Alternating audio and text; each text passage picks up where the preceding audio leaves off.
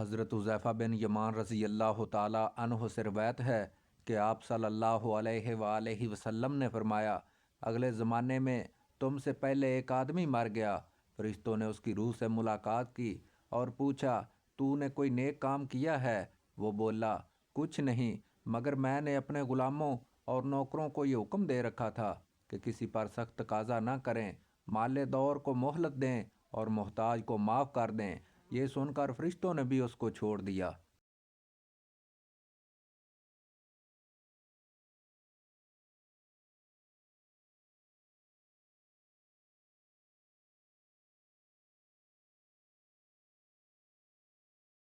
حضرت ابو ہریرہ رضی اللہ تعالی عنہ سے روایت ہے کہ آپ صلی اللہ علیہ وآلہ وسلم نے فرمایا، ایک سوداگر تھا جو لوگوں کو قرض دیا کرتا تھا۔ پھر جب دیکھتا کہ کوئی محتاج ہے تو اپنے آدمیوں سے کہتا، اس کو معاف کر دو، شاید اللہ ہم کو بھی معاف کر دے۔ آخر کار وہ مر گیا تو اللہ تعالیٰ نے اس کو بھی معاف کر دیا۔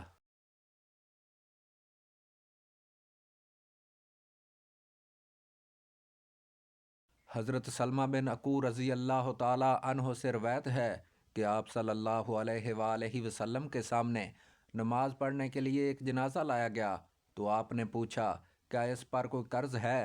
لوگوں نے کہا نہیں۔ آپ صلی اللہ علیہ وآلہ وسلم نے اس پر نماز پڑھی۔ پھر دوسرا جنازہ لایا گیا۔ آپ صلی اللہ علیہ وآلہ وسلم نے پوچھا، اس پر کوئی قرض تھا؟ لوگوں نے کہا جی ہاں۔ آپ صلی اللہ علیہ وآلہ وسلم نے فرمایا، تم اپنے ساتھی پر نماز پڑھ لو۔ حضرت ابو قتادہ رضی اللہ تعالی عنہ نے عرض کی، یا رسول اللہ، اس کا قرض میں نے اپنے اوپر لے لیا ہے۔ تب آپ صلی اللہ علیہ وآلہ وسلم نے اس پر نماز پڑھی۔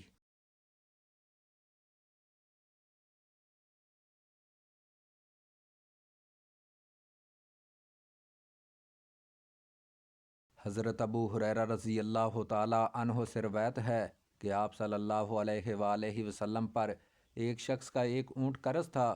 وہ تقاضا کرنے آیا تو آپ صلی اللہ علیہ وآلہ وسلم نے صحابہ اکرام سے فرمایا، اس کو اسی عمر کا ایک اونٹ دے دو۔ ڈھونڈا تو اس عمر کا اونٹ نہ ملا، اس سے بڑھ کر جو قیمت میں زیادہ تھا ملا۔ آپ صلی اللہ علیہ وآلہ وسلم نے فرمایا، وہی دے دو۔ تب وہ شخص بولا، آپ نے میرا حق پورا دے دیا، اللہ آپ صلی اللہ علیہ وآلہ وسلم کو پورا دے۔ تب آپ صلی اللہ علیہ وآلہ وسلم نے فرمایا، تم میں سے اچھے لوگ وہی ہیں جو قرض کو بخوبی ادا کرتے ہیں۔ حضرت ابو ہریرہ رضی اللہ تعالی عنہ سے روایت ہے کہ آپ صلی اللہ علیہ وآلہ وسلم نے فرمایا، جو شخص لوگوں کا مال اس نیت سے لے کہ وہ ادا کرے گا تو اللہ اس کی طرف سے ادا کرے گا، اور جو اس کو تباہ کرنا چاہے تو اللہ تعالیٰ اس کو تباہ کرے گا۔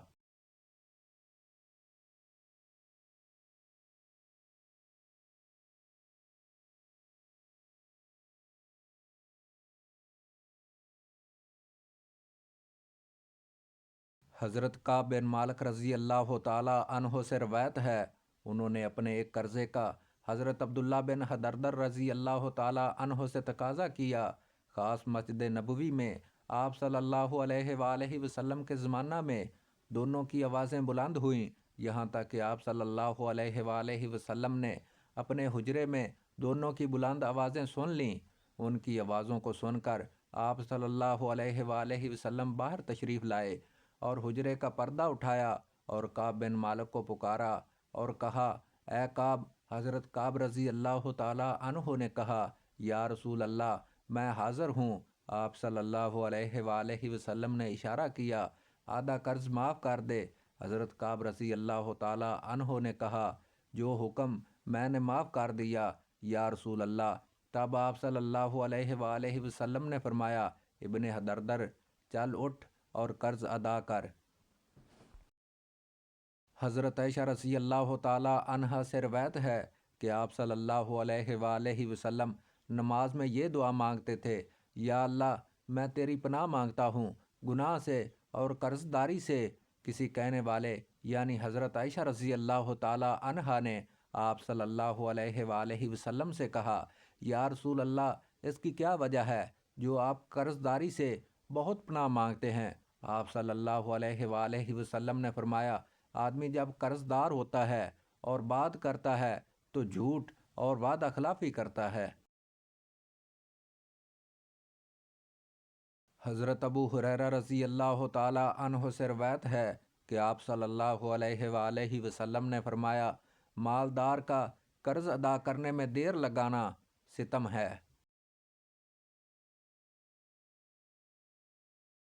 حضرت ابو سلمہ رضی اللہ تعالی عنہ سے روایت ہے کہ آپ صلی اللہ علیہ وآلہ وسلم نے ایک اونٹ قرض لیا، پھر قرض والا تقاضا کرتا ہوا آیا اور سخت کلامی کی۔ آپ صلی اللہ علیہ وآلہ وسلم نے فرمایا، جس کا قرض آتا ہو وہ ایسی باتیں کر سکتا ہے۔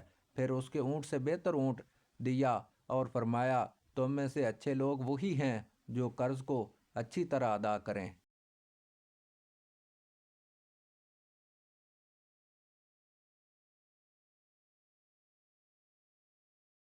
حضرت حذیفہ رضی اللہ تعالی عنہ سے روایت ہے، اللہ تعالیٰ کے پاس ایک شخص کو لایا گیا۔